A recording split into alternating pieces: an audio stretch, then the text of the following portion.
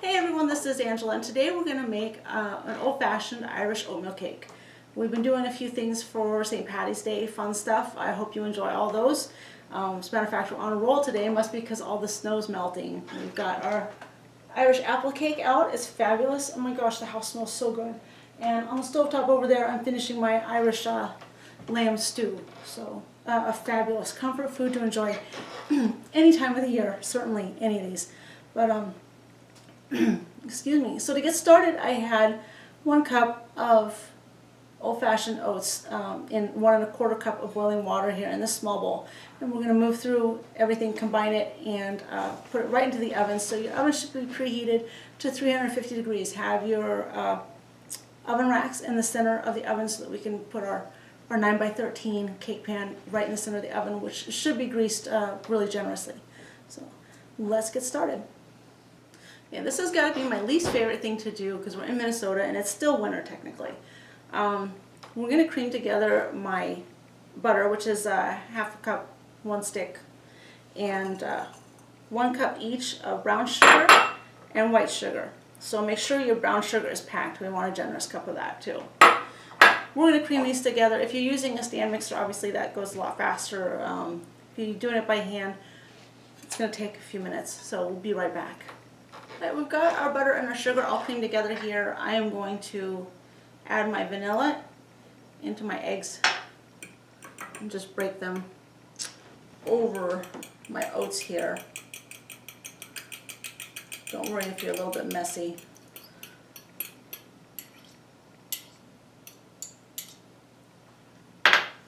And then go ahead and fork those together.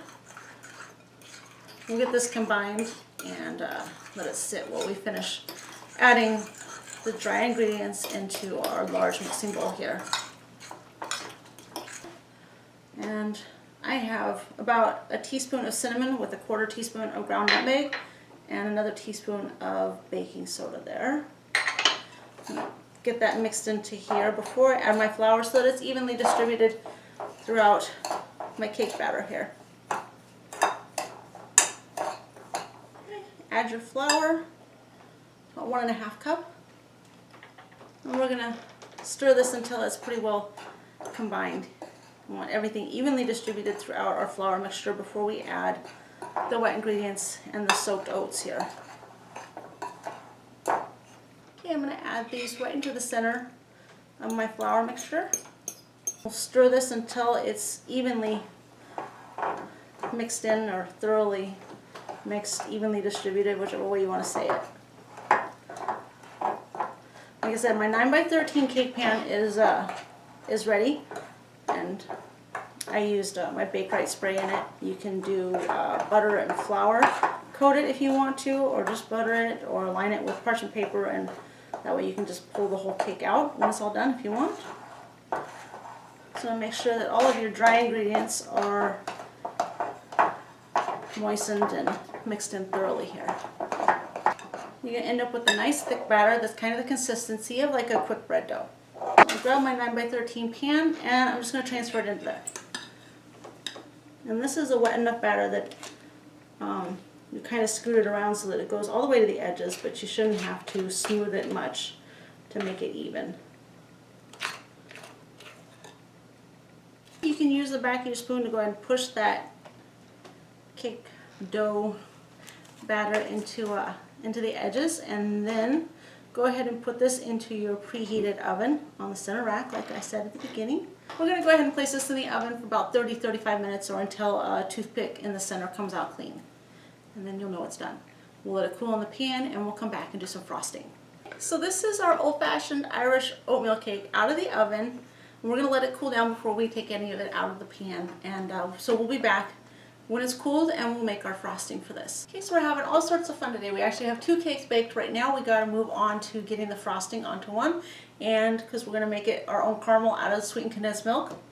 I'm going to make this on the stovetop here, put it into the bowl to let it cool before we spread it onto our cake. So we need to get that one done so that we can move on to the other one too, and have complete gluttony tonight. So I've got my saucepan here. I've got 1 stick, 1/2 cup of butter in there. I need to go ahead and melt it, and I'm just doing this about medium-high heat. And so once this is melted, I'm going to add my sweetened condensed milk, 1 14-ounce can, a half a cup of packed light brown sugar. You can use dark brown too, that works. And about a half a tablespoon of vanilla. And I've got some pecans here that I chopped up. I'm going to put most of them in my frosting and then sprinkle some more across the top of my old-fashioned Irish oatmeal cake. You can use the pecans, walnuts, whatever you want, or you can omit them completely. Coconut's also fabulous with this. So we'll get our butter melted and add everything else and get going. Once your butter's melted, you've got to pay close attention to it. You don't want it to burn. So we'll be whisking this continuously pretty much for the 6 to 10 minutes until our caramel starts to darken and thicken. Be right back. Okay, my butter's completely melted. I'm going to add my other ingredients. I'm going to start with my vanilla here, right on in, and my brown sugar.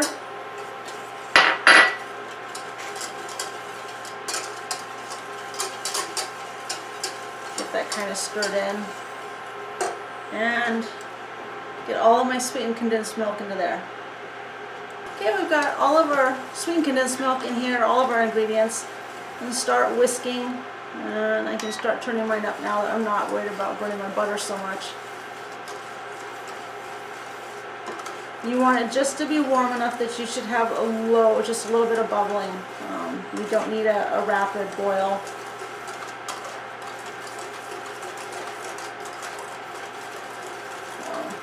I'm going to go ahead and move the camera so you can watch the pot and see the changes a little bit, because it's already changed color a bit here. So.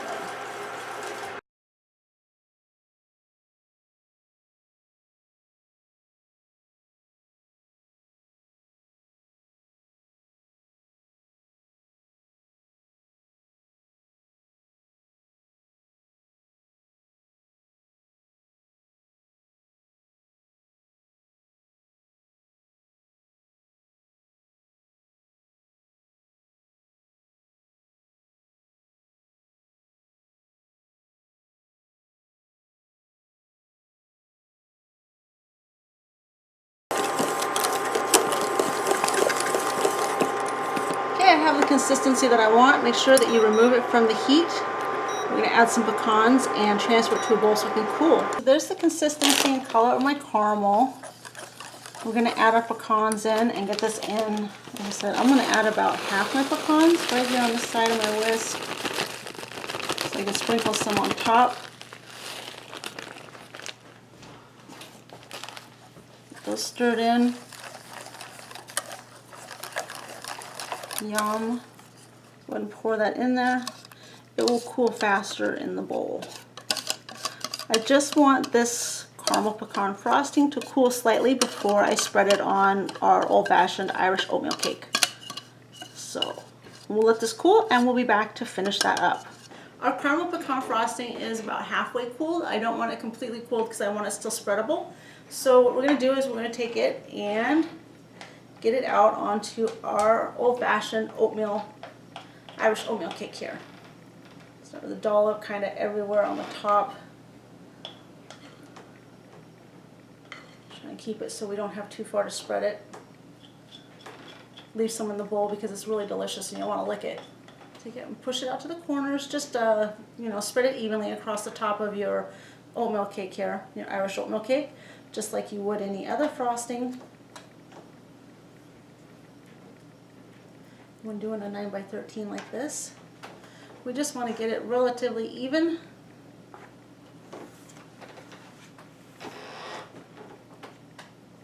And what you want to do is try and spread it so that when you push it down, you're not moving the frosting too much, because what will happen is that it will soften the top layer of your cake sometimes when you do this, when you frost a lot of cakes or brownies and whatnot, and it'll grab the top of your cake or brownie and then it pulls it up and then you have exposed cake, which makes your frosting all icky. So you want to try and spread your frosting in one go without moving it too much.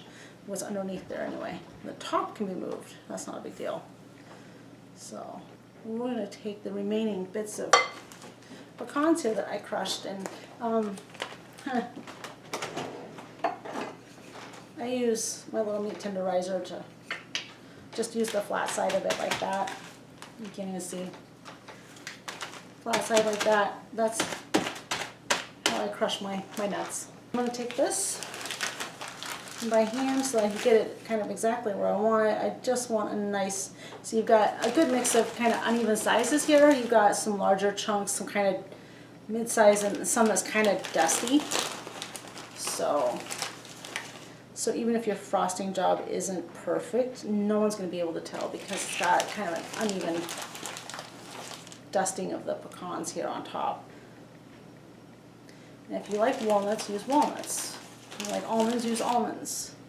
It will all turn out beautifully.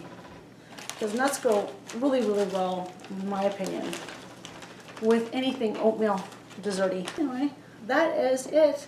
We're going to cut some out and give you a closer view, but I hope you enjoyed the video.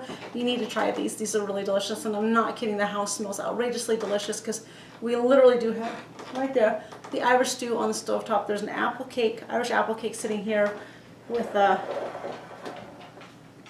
vanilla custard that's going on it. So on top of this, the old-fashioned Irish oatmeal cake with its caramel pecan frosting. So we've got some really great flavors here. I hope you watch the videos in the series. Remember, there's always more recipes on the website, and then there's a couple extra fun. I can hear my dog click, clack of her toes. No, you go get in your bed. There's more recipes on the website, so be sure to visit us at Bake It With Love. As always, so glad to have you here with us. Thanks for watching, and we'll see you again next time.